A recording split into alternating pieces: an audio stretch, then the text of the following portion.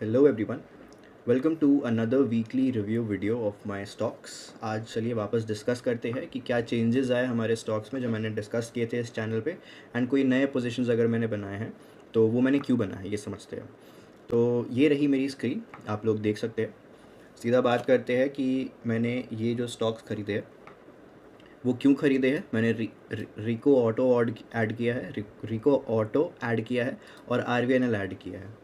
और हमारी जो ओपन पोजीशंस थी पहले की, वो ये 4 पोजीशंस थी।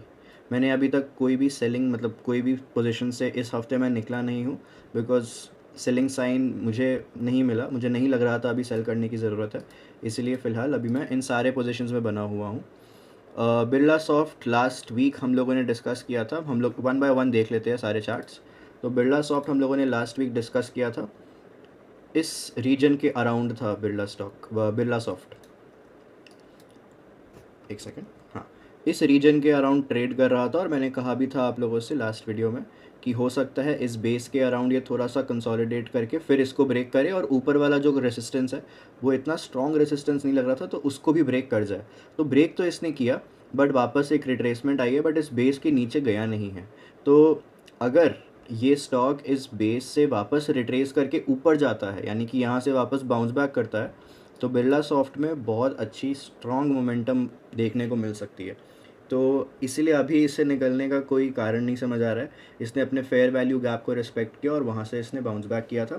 फ़िलहाल अभी ये अपने इस छोटे रेसिस्टेंस को सपोर्ट मान के स्टेबल है। इसके नीचे नेक्स्ट वीक जाता है तो we will have to consider कि हमें निकलना है या नहीं निकलना है। बट फ़िलहाल इस स्टॉक में प्रॉब्लम नहीं है एंड ये अच्छी प्रॉफिट भी दे रहा है। तो लेट्स सी कि what happens next week.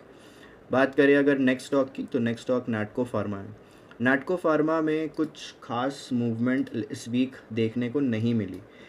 Last candle जो यहाँ पे बना था, मतलब लास्ट नहीं सॉरी, एक ग्रीन कैंडल जो लास्ट बना था उसमें अच्छी मूवमेंट थी, लेकिन towards the end of the day वो नीचे आके क्लोज़ की, तो अच्छा कैंडल नहीं बना। और उसके बाद जाहिर सी बात थी कि कुछ सेलिंग दिख सकती थी और वो दिखी है लास्ट के 2 दिन।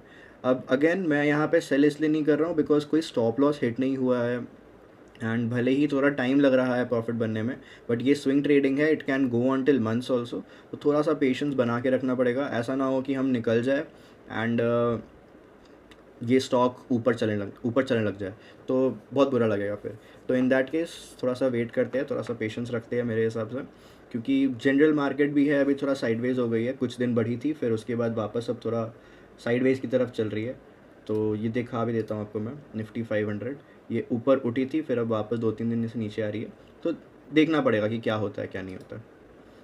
फ़िलहाल नाटको फार्मा पे भी मैं हूँ, सेलिंग साइन कुछ दिख नहीं रहा है, तो इसमें अभी मैं फ़िलहाल सेलिंग नहीं कर रहा हूँ। नेक्स्ट वीक देखते हैं कैसा चलता है। अगर स्टॉप लॉस ट्रिगर हुआ तो मैं स्टॉक से निकल जाऊँगा। Let's talk about the next stock. Next is TCS। So TCS ने लास्ट वीक अच्छी मूवमेंट दिखाई थी, ये ऊपर गया, एंड जो लास्ट डे है मतलब यानी कि फ्राइडे को एक बड़ी रेड कैंडल बन गई है। अगेन यहाँ पे भी कोई सेलिंग सिग्नल अभी नहीं दिख रहा है, स्टॉप लॉस से बहुत दूर है, बट अब मैं स्टॉप लॉस तक वेट नहीं करने वाला है स्टॉक के गिरने का। मैं अगर इस लेवल के नीचे जाएगा, यानी कि 3237 के नीचे जाएगा, आई अग्री कि मेरा प्रॉफिट बहुत कम हो जाएगा यहाँ तक जाते जाते, बट अगर इसके नीचे क्लोजिंग देता है ये स्टॉक, मैं अपने तरफ से यहाँ से निकल जाऊँगा। वाई? बिकॉज अगर आप लोग ध्यान से देख पा रहे होंगे तो ये एक फेयर वैल्यू गैप क्रिएट हो गया है। ये एक ऐसा जोन है जहाँ पे ट्रेडिंग अच्छे से नहीं हो पाती, आई मीन जो बाइंग एंड सेलिंग, जो डिमांड एंड सप्लाई होता है वो यहाँ पे लोगों को अच्छे से फुलफ़िल नहीं हो पाता है। तो जनरली यहाँ पे बहुत से ऑर्डर्स पेंडिंग है, क्योंकि एक बहुत बड़ी कैंडल बनी थी, एंड विक्स जो है वो इस लेवल पे और इस लेवल पे है, इसको फेयर वैल्यू गैप बोलते हैं। तो यहाँ पे अच्छे से बहुत सारे ऑर्डर्स फुलफ़िल नहीं हो पाते हैं, तो वहाँ पेंडिंग ऑर्डर्स पड़े होते हैं, and because of that sometimes stock जो है उस लेवल तक वापस रिट्रेस करती है to fulfil some orders, and फिर वो वापस बाउंस बैक करती है। तो अगर ऐसा होता है तो हो सकता है ये स्टॉक वापस ऊपर जाए इस जोन से, एंड अगर नहीं होता है, अगर ये इसके नीचे क्लोजिंग देती है, तो मैं निकल जाऊँगा इस स्टॉक से। मेरा फ़िलहाल ये एनालिसिस है, मेरे हिसाब से मुझे ऐसे करना चाहिए। बाकी आप अपना कॉल ले सकते हैं। TCS आप लोगों को पता है, it's a blue chip company, बड़ी कंपनी है, तो कोई ज़्यादा टेंशन वाली बात यहाँ पे नहीं है। नेक्स्ट अगर मैं बात करूँ तो मैंने 2 नए पोजीशंस क्रिएट किए हैं इस वीक, और मैंने फ्राइडे को परचेज़ किया था, इसलिए कोई वीडियो इसकी मैं डाल नहीं पाया अभी तक। एक है रिको ऑटो और एक है RVNL। अब मैं क्विक एनालिसिस, मतलब मैं एनालिसिस पूरा नहीं करने वाला, बट क्विक रीज़न दे देता हूँ कि मैंने ये क्यों ख़रीदे हैं। तो पहले बात करते हैं रिको ऑटो के बारे में। तो रिको ऑटो मैं कुछ टाइम से अपने पोर्टफोलियो में, पोर्टफोलियो कह रहा हूँ, वॉच लिस्ट में रखा हुआ था मैंने। मैंने इसको इस जगह पे आइडेंटिफाई किया था जब एक बहुत ही बड़ी मूवमेंट आई थी इस स्टॉक में। आपको अच्छे से शो कर देता हूँ। मैंने इसको इस कैंडल पे आइडेंटिफाई किया था और इसको अपने वॉच लिस्ट में रख लिया था, क्योंकि ये एक बेस था, ये एक बहुत ही बड़ा रेसिस्टेंस था। ये वाले जोन पे रेसिस्टेंस था, एक बहुत ही बड़ा वी बना है, एक बहुत ही बड़ा कप बना है। आप इसको कप की तरह भी ट्रीट कर सकते हैं, कप विथ हैंडल की तरह भी ट्रीट कर सकते हैं आप इसको। एंड फिर फाइनली यहाँ पे वापस रेसिस्टेंस लेके एक बहुत ही बड़ा ये हैंडल बना।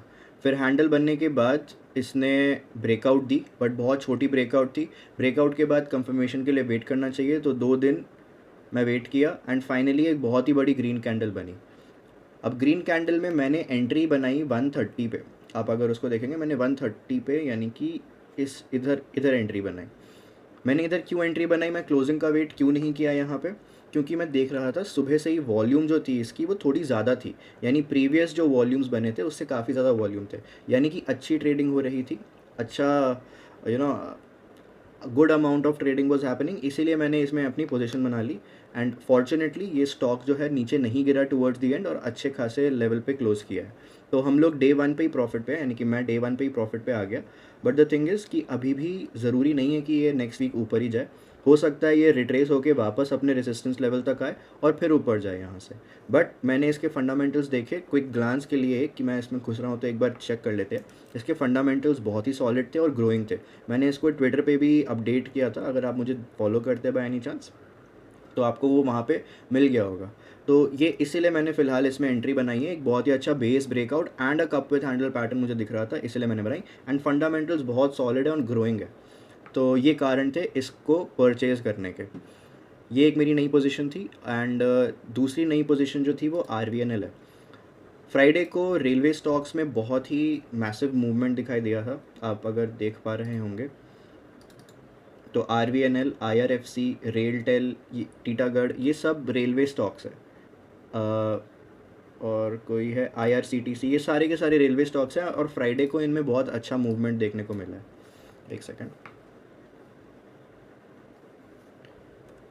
हाँ, तो बात करते हैं RVNL की। RVNL में मल्टीपल मुझे पैटर्न्स दिखाई दिए। एक तो ये डाउन ट्रेंड को इसने ब्रेक किया, 2 डाउन ट्रेंड्स इसके ब्रेक हुए। सेकेंडली कि एक जो बेस क्रिएट हो गया था यहाँ पे, वो बहुत ही मैसिव वॉल्यूम से ये बेस ब्रेकआउट हुआ है। बट अगेन हो सकता है कि ये रिट्रेस हो इस लेवल तक और फिर ऊपर जाए। तो मेरा कोई बाय एंड सेल सजेशन नहीं है यहाँ पे, कोई रिकमेंडेशन नहीं है ये। मेरे हिसाब से ये एक बेस था और वो बेस जो है वो ब्रेकआउट हो चुका है। अब या तो ये ऊपर जाना चाहिए अगर इस स्टॉक में स्ट्रेंथ है तो, या फिर ये थोड़ा सा रिट्रेस करके फिर ऊपर जाना चाहिए। जस्ट लाइक TCS में मैंने आप लोगों के लिए डायग्राम बनाया था, ये यहाँ से हो सकता है कि थोड़ा नीचे जाए फिर ऊपर आके फिर ऊपर जाए। तो दिस कैन हैपन। अब वेट एंड वॉच वाला सिनेरियो है, वो तो नेक्स्ट वीक ही पता चलेगा कि कैसा चलता है। And that's it. RVNL Rail Vikas ये PSE है, यानी कि पब्लिक सेक्टर एंटरप्राइज है। तो अगेन यहाँ पे उतना प्रॉब्लम नहीं है फ़िलहाल। वैसे ऑनेस्टली मैंने इसका फंडामेंटल्स नहीं चेक किया बिफोर परचेजिंग इट, सिर्फ इसके स्टॉक स्ट्रेंथ के हिसाब से मैंने इसको ख़रीदा था। काफ़ी अच्छा स्टॉक प्राइस में स्ट्रेंथ था, वॉल्यूम बहुत अच्छी थी, इसीलिए मैंने ख़रीद लिया। बाकी इसको अच्छे से एक्सप्लोर करता हूँ, एनालिसिस इसका एनालिसिस वीडियो भी बनाऊँगा ताकि आप लोगों को भी एक आइडिया लग जाए। And that's it.